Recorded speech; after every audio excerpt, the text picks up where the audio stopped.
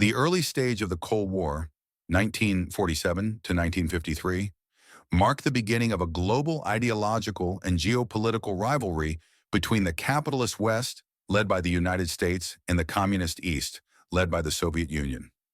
This period was defined by political doctrines, economic programs, and the formation of military alliances. Ideological conflict Truman Doctrine, 1947. The U.S. pledged to support nations resisting communist influence, particularly Greece and Turkey. This established the policy of containment, aimed at halting the spread of communism.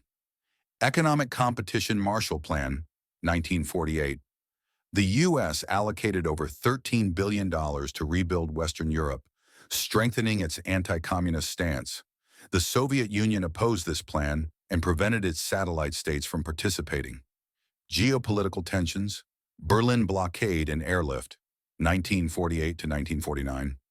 The Soviet Union blocked access to West Berlin, prompting the U.S. and allies to supply the city via an airlift, demonstrating their commitment to resisting Soviet pressure.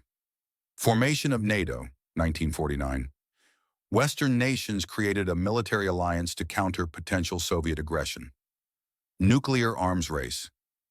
The Soviet Union successfully tested its first atomic bomb in 1949, ending the U.S. monopoly on nuclear weapons and initiating a dangerous arms race. Propaganda and influence. Both sides engaged in extensive propaganda efforts to promote their ideologies, shaping global perceptions and fostering cultural and political divides. This stage set the foundation for decades of Cold War rivalry, dividing the world into two opposing blocs striving for dominance and ideological supremacy.